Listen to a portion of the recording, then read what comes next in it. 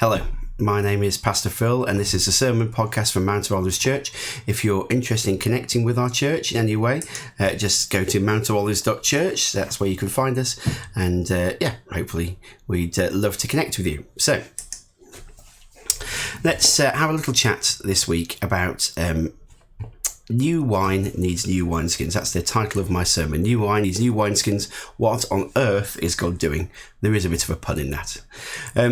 The reason I want to talk about that is partly actually because there's been a lot of discussions recently, and partly because it fits in quite nicely with my sermon series I've just been doing on Jesus and the Law, where I finished up with talking about the Holy Spirit. And today is Pentecost Sunday, and Pentecost is the time when we celebrate the Holy Spirit actually coming upon people, that he's actually living within us now, empowering us and guiding us. So this is the time when we celebrate that Holy Spirit rushing in on the day of Pentecost. In fact, that's why it's called Pentecost. So it was a festival that was already existent, but now we have a good reason to celebrate as Christians beyond what they already had before.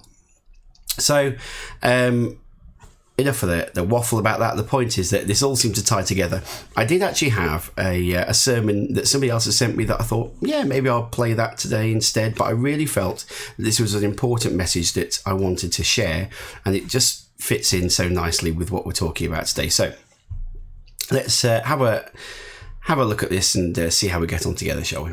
So there's been a lot of talk with church leaders, lots of Zoom meetings, lots of conferences that I've been in, where we've been talking about what does the future look like, and what is the church going to do with the current crisis, and what are we going to do after the current crisis. I don't know what your feelings are about why coronavirus has arrived. Maybe coronavirus is just a thing.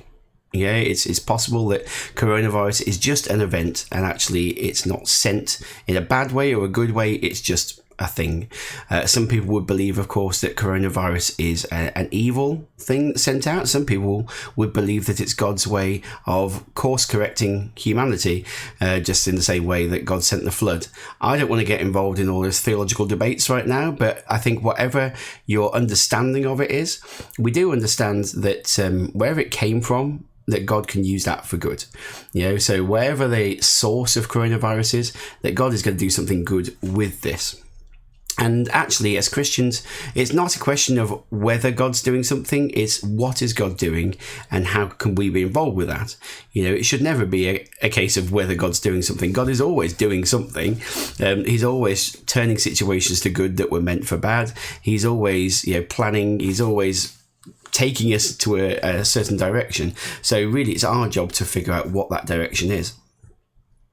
It's interesting to me that one of the presentations I've seen on this was a church talking about what does church look like post-crisis. And that got me thinking, because post-crisis is an interesting idea. Are we going to be post-crisis if we come out of coronavirus? Let's say when we come out of coronavirus, let's assume that we are. Are we going to be post-crisis then? Because I'm not sure that we were pre-crisis before coronavirus. Was the world not in crisis before? I think if you talk to people in January, before we had all this lockdown and so on, and you said, is the world in crisis? I think the answer would have been yes. Yes, of course the world's in crisis. There was political crisis, environmental crisis, social crisis. There was crisis everywhere. The world was definitely in crisis. So I'm not sure that actually what we've got here is a new crisis. I think this is actually a way for us to stop and think about the crisis we're already in, to highlight some of the things that were a problem within that crisis, and to highlight some of the things we need to deal with, but also to help us find solutions for the future. I think whether you're a Christian or not, to be honest, that would be something you would agree with. I've seen newspaper articles calling this the Great Pause, where actually we have this opportunity as humanity really to stop and think and say, okay, this has happened. We are physically forced to stop. This is a great time to reflect on what went before, and a great time to think about what we want to build for the future. Now, as Christians, of course, we don't believe that completely comes from us. That we are partners in what God's building, and actually it's God who might have pressed the pause button, and also God who is thinking about building something for the future. So we need to be on board with what God is thinking, not just making up plans of our own. it's very easy for me to sit here and think, well, this is what I would like to do. But actually, what is it that God's trying to get at? So I've got a few ideas about what God might be trying to show us in this time so that we can have a think about what the future might look like. Now, bear in mind, by the time we get to the end of this sermon, I'm not laying out a roadmap for everything that's going to happen. What I'm trying to do is start to get us to think and to look at what the situation already is. So don't go to the end of it thinking, oh, goodness, he set out his agenda for the rest of the, rest of the year, rest of the decade, whatever. This is not what I'm about. I'm just interested in actually how we start to think about the future through all of this. So let's have a look here. I say look here. I have to actually show you the slides, don't I? That would be helpful. So I think one of the first things that the virus does is show us our foundations. Yeah, if you have a look at, there's a very famous story, which I'm just putting on the screen for you now, which is about the foolish and the wise builder. And so it says this, it says, anyone who listens to my teaching and follows it is wise, like a person who builds a house on solid rock. This is Jesus talking, by the way, in case you didn't know that. So though the rain comes in torrents and the flood waters rise and the winds beat against that house, it won't collapse because it is built on bedrock.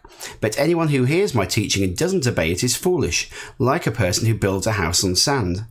When the rains and floods come and the winds beat against that house, it will collapse with a mighty crash. So, yeah, I think for a start, actually, this virus has shown us our foundations. And what I mean by that is, what have you been putting your faith in? You know, some people put their faith in money. Yeah, they believe that actually accruing enough wealth will see them through any situation. Some people put their faith in politics, that actually by voting the right way, by making the right political decisions, that is what's going to sort them out. Some people put great stock in their nation. You know, they're very patriotic and put a great stock in their flag, especially, you know, people like America or North Korea.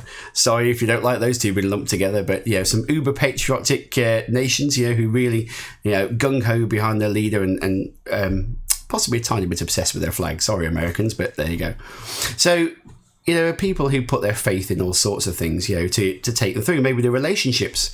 I've seen a lot of people who put a great faith in the romantic relationships, especially that they're involved with, that the other person will see them through. And all those seem really well and good until we get something like a virus, which actually shows no regard for any of those things. No matter how much money you have, or what nationality you have, or what your politics are, or what your romantic relationships are, no matter what is going on with all those things, this virus affects everybody. And that is something that is actually quite scary for a lot of people, because the things that we put our faith and trust in, as soon as those are eroded away, what's left? I think this is a good time to stop and think, what have we been putting our faith in, even as Christians? I mean, obviously, as Christians, hopefully, we put our faith in Jesus. It talks about him being our firm foundation. We sing that in various songs. But is that actually the case? Is that really what we've been putting our faith in? I hope so. And if you don't know Jesus, well, this is something that I think is really important. That Jesus is talking here about putting a foundation in him, not just to keep you safe. You know, that's one thing that a foundation does, stop the house falling down.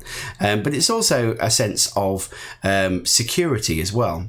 So what I mean by that is Christians are not immune to coronavirus. Okay, I'm not saying that Christians don't suffer, because that would blatantly be wrong. I sadly already know one pastor locally, for instance, who has died from coronavirus. Christians are definitely not immune to suffering. In fact, actually, the Bible promises that as Christians, we will probably experience more suffering. Goodness, that's not something you want to see on the sign-up sheet, is it? But actually, that's the truth. Now, that's not to say that actually, just because we see more suffering, that actually Christians necessarily have to suffer more. That sounds a bit strange, doesn't it? What I mean is that, for instance, imagine a car that has shock absorbers on it. Yeah, if you drive a car without shock absorbers, you would soon notice you go across bumpy ground and you are just shaken to pieces. I have driven cars in Malawi, for instance, that were just basically falling apart, and you drove along any road, every single pothole basically just felt like it was jolting the teeth out of your head. You know, I have been in cars without shock absorbers on very bumpy roads. Okay, so I understand what that's like. Well, I think that having faith is a bit like having shock absorbers. That actually you can go across bumpy ground but not feel it in the same way. It doesn't mean that you're not going across bumps. It doesn't mean that suffering and trials and troubles aren't happening. It just means that actually you're able to ride across them much more smoothly. And in fact, I think what God gives us is not just simply standard shock absorbers. I think he gives us a massive big 4x4, maybe a monster truck. If your faith is that big, then actually you can roll across things you would never even have attempted before. And that's what I mean when I say that actually potentially our suffering can increase as Christians, but that doesn't mean that actually we always have to suffer through it in the same way. In the Bible we have lots of occasions where Jesus' disciples, after Jesus died, they were put to all sorts of trials. Paul, for instance, was arrested and beaten and all sorts of things. Or was he actually beaten? I think he was nearly beaten. And then he said, "You can't do this to me, I'm a Roman citizen." Anyway, there was certainly a lot of bad things that happened to the disciples. And through all of it, he has this amazing sense of peace and calm and purpose, where he's just not affected by the physical things that are happening to him in the same way. And I think actually that's what I'm talking about here, where it talks about our foundations. If we've put our foundations in the right place, then actually this really is a great revealer. This virus is a great revealer of where, how we've built our foundations. Because actually, if you look at the idea of the house on the sand and the house on the rock, you can't tell the difference between the two until the storm comes. When the storm comes, suddenly the house on the sand is flat on the ground, whereas actually the house on the rock is still standing. It's not until the storm happens that those things are revealed. And so I think, God is showing us where our foundations are, where our faith is really placed. Because now the storm of coronavirus is here, it helps reveal what actually have we been putting our faith in. And it gives us a chance to reassess, do we want to move the house that we've been building on sand to a house on a rock? Would that be a much more sensible foundation for the future? So I think that's a really, really helpful thing that's this brought out for me. Now, that doesn't mean that as Christians we can be judgmental about people who have been building their houses on sand, or even we can't be judgmental about other Christians saying, well, oh goodness, I put greater faith in God than you have. This is not a contest or a way of sort of pointing fingers. This is not saying, oh, look at you, or you should have put your faith in Jesus, look what's happened now. No. I think actually in some ways what the virus has done is also it's a God way of highlighting the crisis that we're already in. Remember I said we were in a crisis before. So I think there are things that have come out of this crisis where we've really started to notice areas, pinch points. I don't know if you've ever heard that term, pinch points, where things are just, at that particular moment, actually it just really alters the flow of things. Okay? So a pinch point for somebody's life might be actually money. If you were in financial difficulty before coronavirus, then actually as soon as coronavirus hits and people are furloughed and that sort of thing, that really creates a pinch point. It really creates a point where actually everything suddenly tightens and you don't know what to do.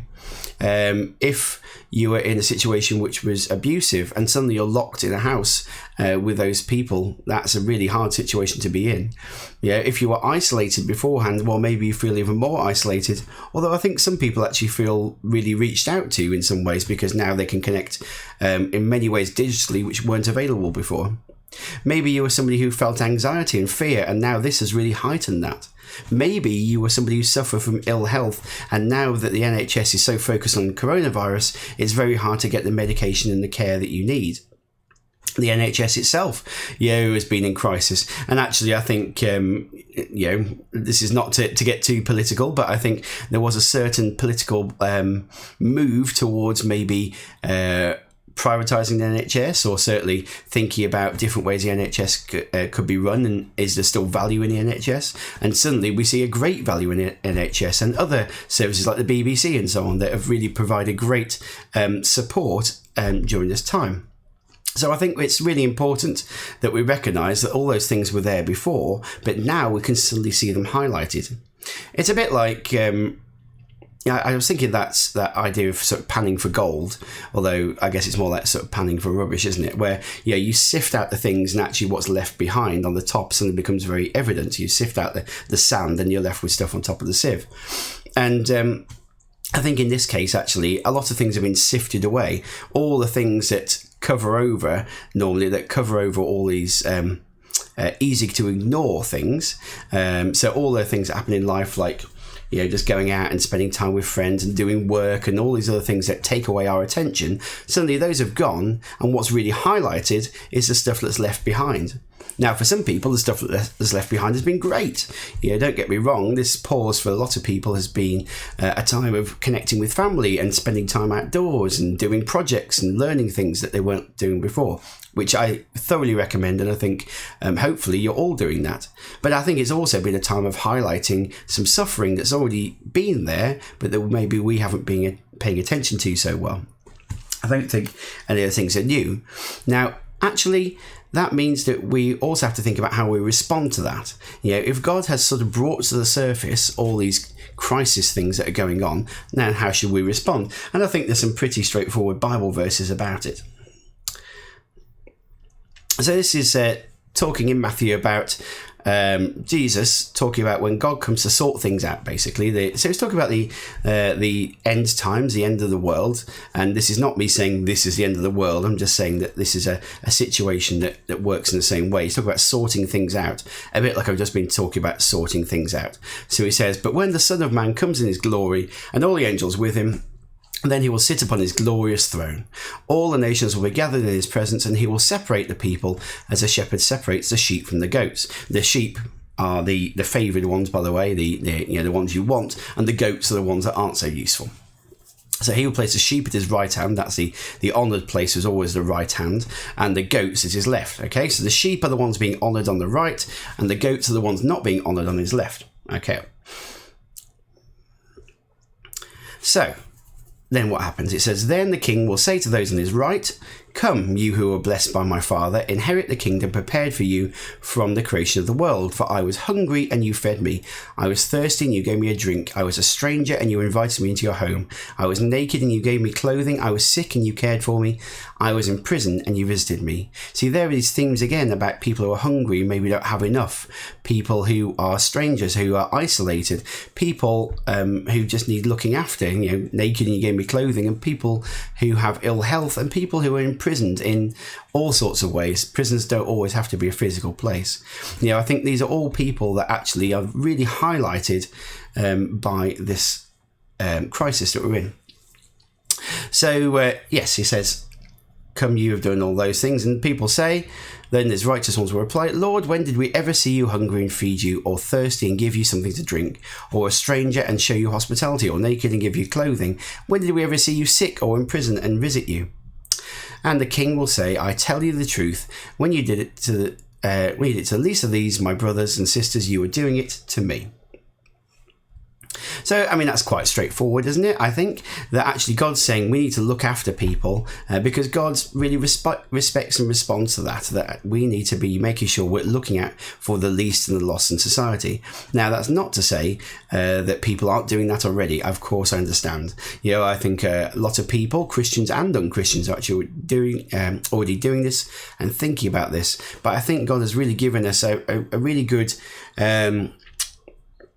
insight into some of the things that are happening in our society that maybe it's easy to imagine, well, somebody else is dealing with that, or it's being fixed somehow, or maybe it isn't as bad as we thought. And I think those things are now being brought to the surface so we can see what they truly are. That actually there are still a lot of people that really need help, and as Christians we are meant to be the ones helping them.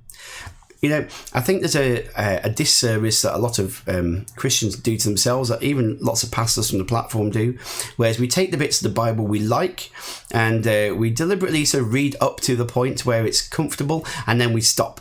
And often there are Bible verses where they kind of sort of come in two parts. I talked last week about the idea of a blessing and a curse.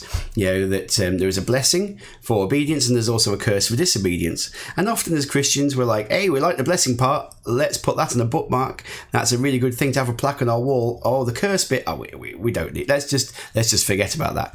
But I think it's worth reading the rest of this passage because actually there is more to it. Okay, remember, we're talking about sheep and goats, and all we've talked about so far are the sheep, the righteous ones. So, let's have a look at this. it says, then the king will turn to those on the left, these are the goats, and say, away with you, you cursed ones, into the eternal fire prepared for the devil and his demons. For I was hungry and you didn't feed me. I was thirsty and you didn't give me a drink. I was a stranger and you didn't invite me to your home. I was naked and you didn't give me clothing. I was sick and in prison and you didn't visit me. Then they will reply, Lord, when did we ever see you hungry or thirsty, or a stranger or naked or sick or in prison and not help you? And he will answer, I tell you the truth, when you refuse to help the least of these, my brothers and sisters, you are refusing to help me, and they will go away into eternal punishment, but the righteous will go into eternal life. Okay, that's Matthew 25. So this is Jesus talking. Sometimes we have this idea, as I said before, of God being the only one who lays down justice and judgment, but Jesus is straight down the line. Jesus is God. So the way that God acts is the way that Jesus acts, and vice versa. Jesus is very capable of justice and love, and they go together. There's no, you don't have to separate the two. It's not like the Old Testament God was justice and the New Testament God is love. No, they're both about justice and love because they're both one and the same being. Okay, so this is Jesus laying it out very very clearly for us that there actually is a consequence to not following. Now, I know for some people they were like, well, I prayed the prayer, Jesus, surely that's all that's required of me. I can just kind of sit back, sit on my hands, and get myself a nice hammock and just wait for the apocalypse to come, and I'll all be fine. And Jesus is saying, no, that's not the case, really. If you say that you have followed me and that I am the Lord of your life, then actually there needs to be some evidence of that. That people who follow me do these things. That the people who are my followers will be the people who go out and seek the least and the lost and the poor and the hungry and the needy. And actually, if you don't do that, then maybe you weren't really a follower in the first place. Oh, controversial, eh? Now, I know these are the bits we don't like to read in the Bible because, they're challenging. Nobody likes to think about those things. Nobody wants to be like, okay. Yes, it's nice to be told that we should go and do something. It's a bit like the signs that say, you can have some signs that say, please turn off your mobile phone, and that's a request, and then you have the other ones that say turn off your mobile phone, otherwise you will have a fine of £100 or whatever. There's a very different ways of presenting the same thing. One of them is a nice request. Oh, well, if I feel like it, I have to do this thing, or I can choose not to. The other one is, if I don't do this thing, there are consequences. And I think often we interpret the bits about the Bible that are looking after people as the former. We say this is a thing we're asked to do, but if we don't get round to it, it's not really a big deal if we don't really help the hungry and the sick and so on. But actually, the Bible is saying, no, there is a consequence to not doing these things as well. So you do have to pay attention. It's not an optional extra for being to be a Christian. You can't say, oh, well, I'm a Christian, but I don't really want to do all the helping people bit. That's not really what I'm about.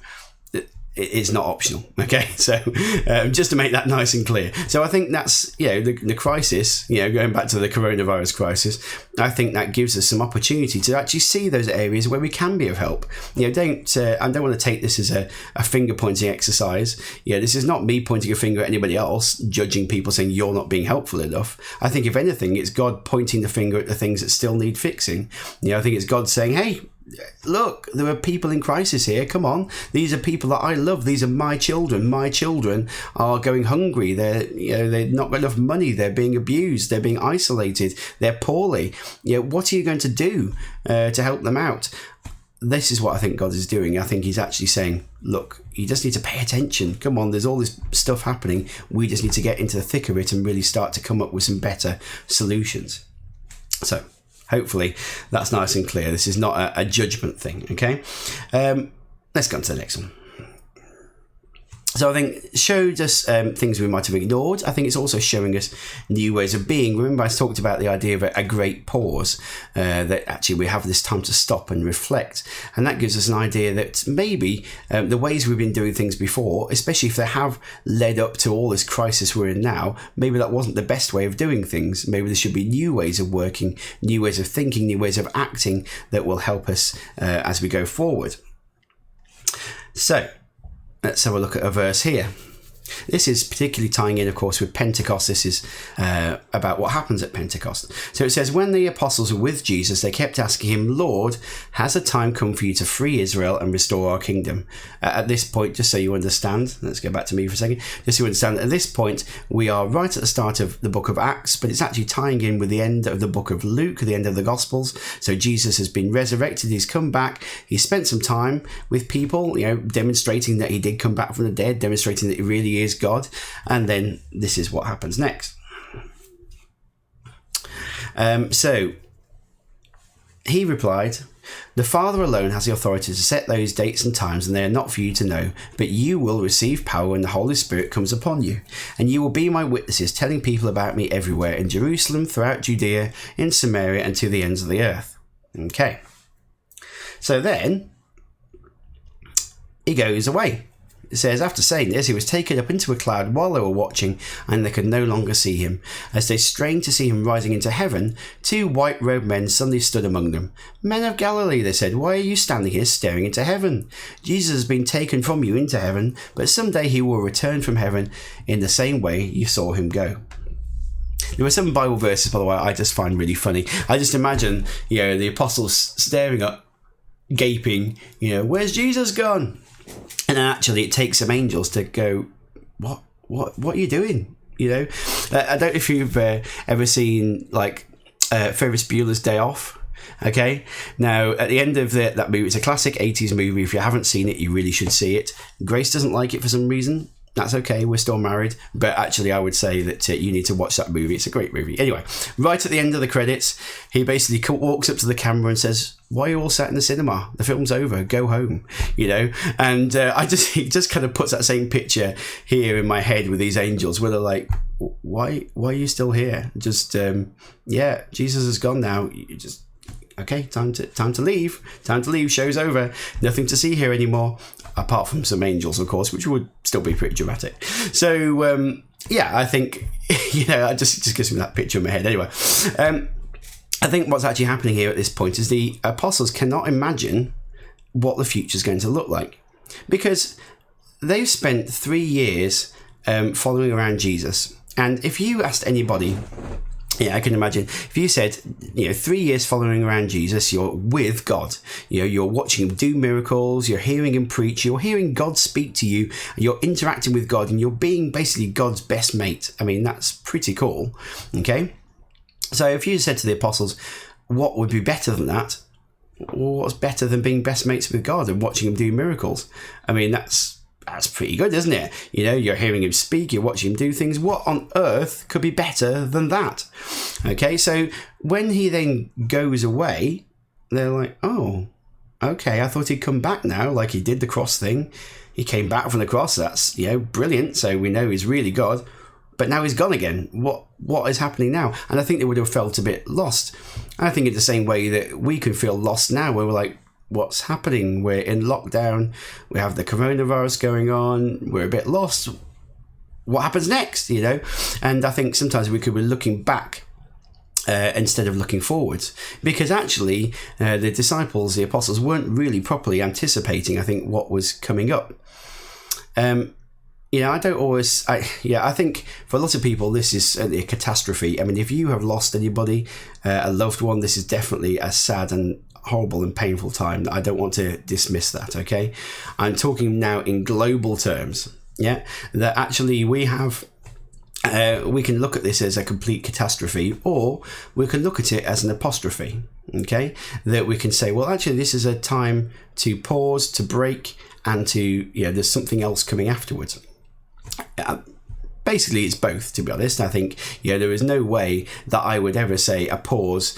There's no way I would want to bring about a pause by having a global pandemic. That's would not be my choice, my way of doing things. I would not want anybody to die for the sake of having to learn a lesson. But I think in global terms, I think there is a time here to stop and think what's going on. So, I think this is what's happening with the disciples here. Jesus is gone, and they can't possibly imagine what's going to be as good as what they've just had. So they're mourning the loss, essentially, of the good thing they've just had. And they go off together to a room to pray. And we'll leave them thinking about that for a second, okay? Because actually I think, and this is a look at this dramatic picture of fire here, okay? I think this is a good point to mention that there are lots of times when actually we have to have these suffering moments, these times of persecution for us to grow. This picture here is of the giant sequoias, which you probably already know about in California. They have forest fires all the time. We often hear about the negative effects of forest fires and loss of life, which is also really terrible. Destruction of property, people losing towns, even not just homes, but whole towns disappearing. This is bad stuff. However, this is also something that's necessary. Something that's so necessary because the trees that are there depend on the heat to open up the seeds. The trees do not reproduce unless there is a fire. And so it's so necessary that actually you have firemen who are employed not just to stop the fires, which is what they always used to do, but actually to start fires in a controlled way so that people aren't hurt. I mean, that's what they're after. But you have people who actually start fires deliberately, properly sanctioned. These are not just arsonists, people who start the fires to make sure that the trees get the opportunity to reproduce. You have this amazing blaze that produces new life. It's like the idea of the phoenix, isn't it? You know, the phoenix and this mythological creature that had to go into the flame to kind of be reborn. And this happens in Christianity all the time, and the Bible is full of metaphors about fire and being refined and how we have to go through that process. And Christianity has gone through many historical periods. I mean, where actually suffering has produced then a great forward movement. So, I mean, just in most recent times, to be honest, we have the birth of the church in China. Well, so birth, I think it's always been there, but I think that, let's say the growth of the church in China, where the Chinese church has been suppressed and persecuted for many, many years.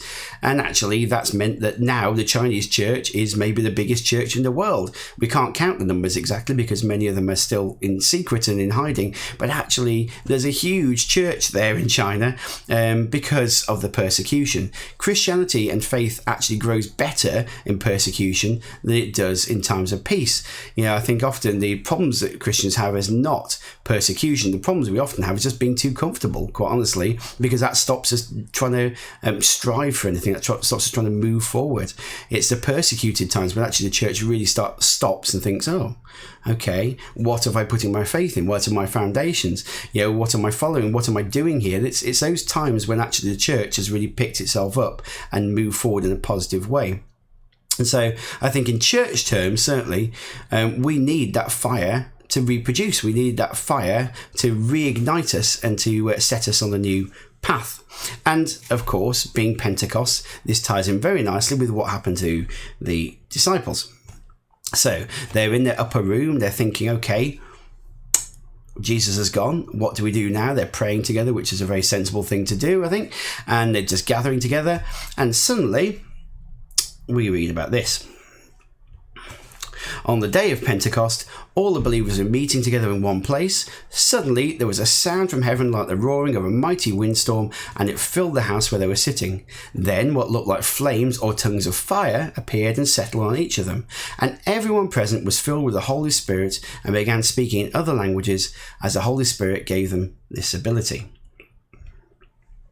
So, we might imagine like they did, that actually the old way of doing things was always the best way. But what they couldn't have imagined is where before they were seeing Jesus speaking and doing miracles, now suddenly they are the ones speaking on behalf of God and doing miracles. Actually, it's moved from something that is, where they were just observers really, to something where actually they're now active. They're in some ways better, would they have chosen to wave goodbye to Jesus? No, not at all. They were not happy about that.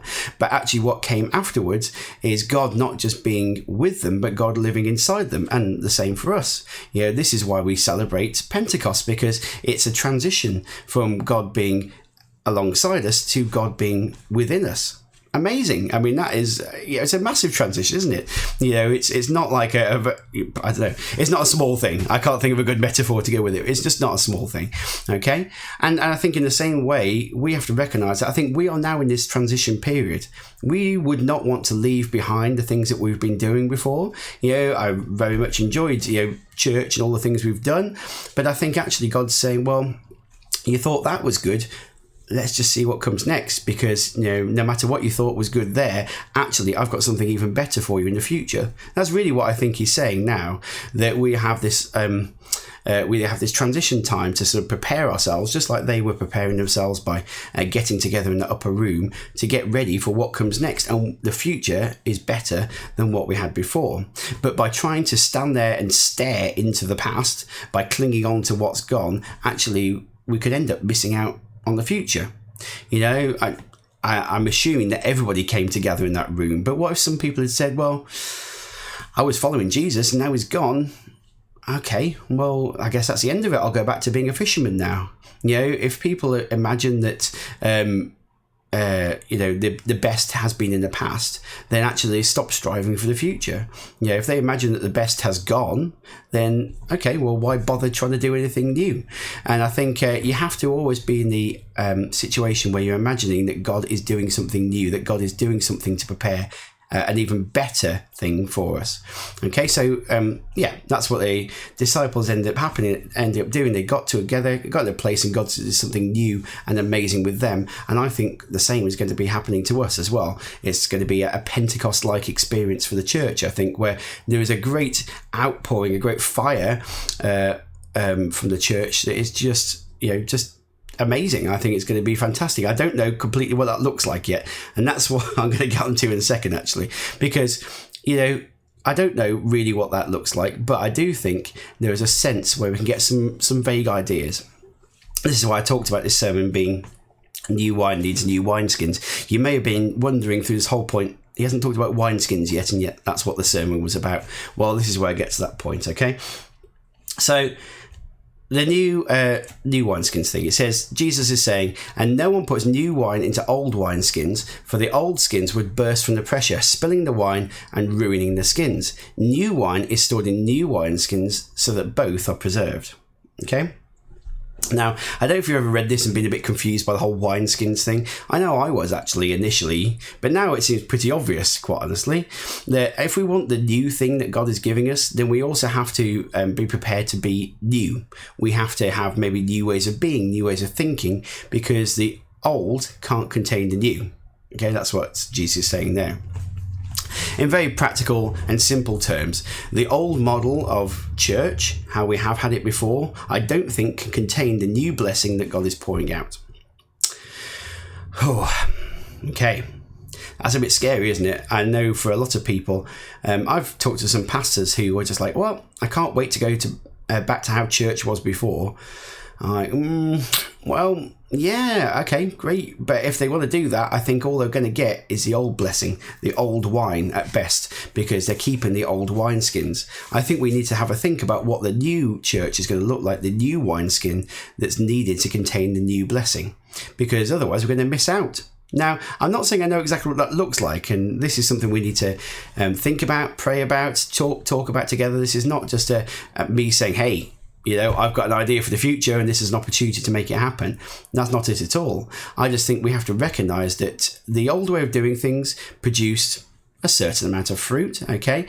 Sometimes people came to church, sometimes people came to the website, sometimes people attended the events we did or whatever.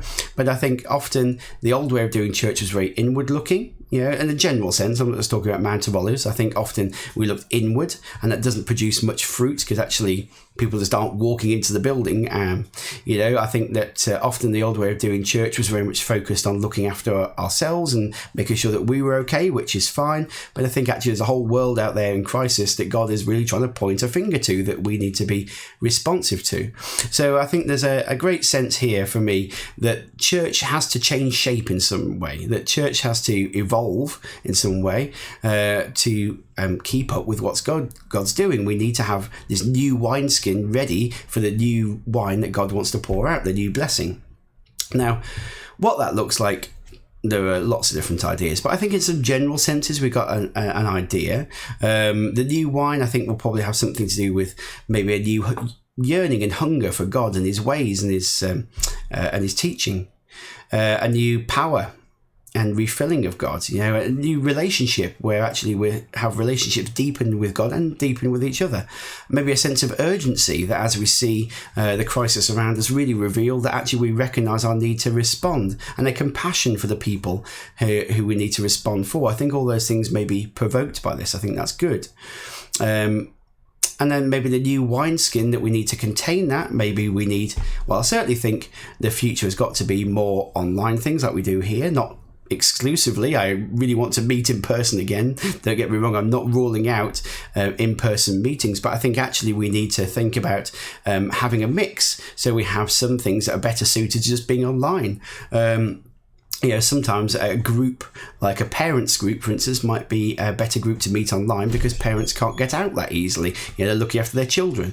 Whereas other groups where we're actually spending time looking after each other might be better done in person. Podcasts, I think, are a good thing to carry on, and I think they're important. Maybe more emphasis on meeting in smaller groups that can really look after each other. People have been meeting in their own families in the smaller groups. And I think as the future goes on, and just in practical terms, we're not allowed to gather in such big gatherings for a while. I think small groups will become even more important, and possibly they should be anyway. But I think that's just a glimpse. I don't think that's the whole thing. This is not my agenda. This is God, and I don't think God's fully revealed his hand yet. I don't think God said this is all that's coming. I think we just have to be very aware that actually God is doing something. We need to be on the lookout for what God is trying to achieve. I might have told this story before, and apologies if you've heard it, but I worked overnights for a while in Sainsbury's, and Sainsbury's, good organisation, by the way. This is no reflection on Sainsbury's, but I absolutely hated that job. I hated the job because it was overnights and it was stacking shelves, and so there was no one to talk to. It was just me and a bunch of boxes and a few hours of just stacking shelves, and every now and again a manager would come along and tell me I'm not doing it fast enough, and that was basically my whole human interaction for about 8 hours. It was not a pleasant time for me. I was tired and lonely and doing work that wasn't very interesting, and basically being told I wasn't even that good at it anyway. So I was like, oh, what a lovely environment. And day after day, week after week, I'd say to Grace, I really don't want to do this job anymore. And she was saying, well, you need to, really. We need the money. Okay, I'm being responsible. It's it's a good lesson to learn, isn't that? You just do things you don't like to do because you need to do them. But I kept on saying to God, is there any way this job can stop? Is there any way this job can end? And I kept on praying about it. Well, at one point, I realised I was praying the wrong prayers. And I walked into work one evening and I said, okay, God, you're everywhere. You're always doing something. So what is it that you are doing? What is it you have planned for Sainsbury's, between the hours of, I think it was like 8 p.m. to 8 a.m. or whatever shift I was working, I can't remember now. But what is it you're doing in Sainsbury's overnight? Okay. Well, I left it at that. But actually, first of all, I had a much better shift stacking boxes. I was doing, just enjoying it more. I just felt more at peace. I wasn't worrying about it so more. So that was a good start. And that could have been all that happened. But actually, then they sent some guy to come and help me stack some boxes and put things on shelves. And he started to ask me questions about Jesus. I was like, oh, unprompted, you understand. This is not me starting a conversation. He just starts asking me questions about it. Oh, okay. So I start talking to him. Then we together go and help some other people because we finished our section, and we go help them finish off their section that they were working on. And together they start to have a conversation all about Jesus again and say, listen, we don't really understand this Jesus thing. Could we go out for breakfast after this and you sit down with us and we'll bring some other people in. You can talk to us about who Jesus is. I did not. This was not my plan, okay? I had not planned that. I had not imagined that. This is what God was doing. You see, God had a plan. He already had a purpose. He had an idea that actually I just wasn't joining in with. And I think often we want to put our plans first. We want to say, well, I've got this idea. God should join in with that. But actually, it's always supposed to be the other way around. God's always doing something. He always has a plan, and he's waiting for us to join in with what he's doing. And actually, if we try to do things the wrong way around, if we try to force our agenda, we'll always struggle. We might get some good things done, but we will always struggle. Whereas actually, if we follow God's agenda, not only is it easier, but it produces more fruit. It's just more effective because God's plans are obviously going to be better than ours. That's just how it is, So, yeah, we need to join in with what God's doing. So I do not know what the future of the church looks like. Okay, I have some ideas, like I've just said, but actually I think God has an idea, and I want to know what God's planning. And so to find out what God's planning, we just need to pay attention, and that is basically we're getting to the last slide now. You'll be pleased to know, I'm sure. So we need to be looking at what God's doing. This is what he said in Isaiah. God says, "For I am about to do something new. See, I have already begun. Do you not see it? I will make a pathway through the wilderness. I will create rivers in the dry wasteland." Okay, so God is doing something, okay? And he wants us to see. He's not saying create, he's saying look. And I think if we get into this process of creation, of trying to make things happen too quickly, we'll miss out on the blessing, because actually we will be so focused on our plans that we'll miss God's plans. We need to be looking for what God's already doing. We need to be, like I already said, seeing what he's showing us. He's showing us points of crisis that we need to be dealing with. He's showing us actually our foundations, where we're putting our faith and making sure that we are firm. He's showing us the areas where maybe the church wasn't as effective as it could have been before, and maybe it could be more effective in the future. I think those are all things we need to see, and then we need to think about the response. That response has to come out of us praying. It has to come out of us looking. It has to come out of us, spending time with God. It has to come out of us actually saying to God, "What are your plans? Not what are my plans?" It's very important that we don't just try to recreate what we had before.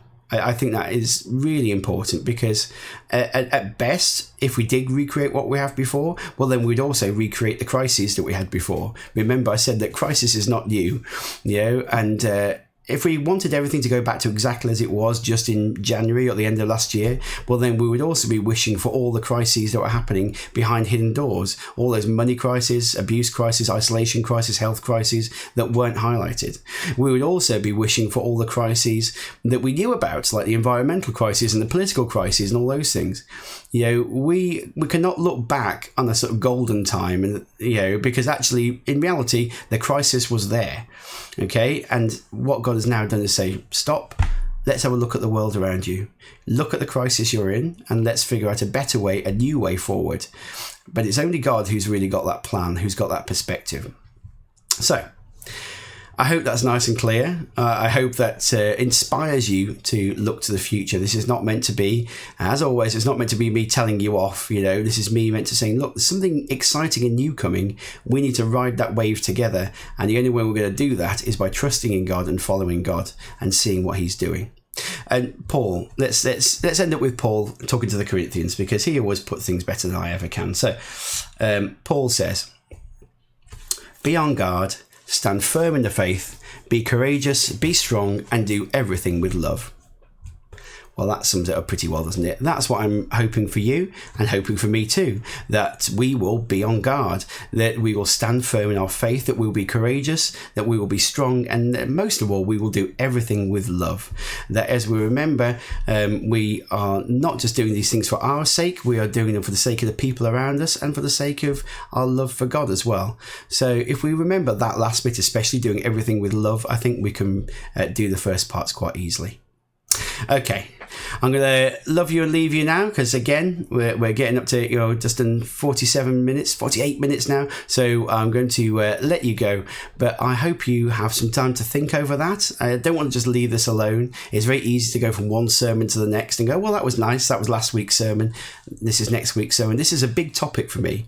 I purposely chose to preach this today because actually I want you to have some time to stop and think about this. It's not just we should think about this at some point in the future. I think now is a good time to pray, to look around, and to think about what is the church going to look like. And please feed back your ideas. I want to hear about what you think the church could look like in the future. I have some ideas, but I want to know what you're thinking. I especially want to know what God's thinking. And if you really feel that you know what God's thinking about this or have some idea of that, please tell me, okay? So, together, we're going to do something amazing. We're going to do it with God. And so it is going to be fabulous. And I hope you are looking forward to that, because I certainly am. Have a fantastic rest of your week, and goodbye.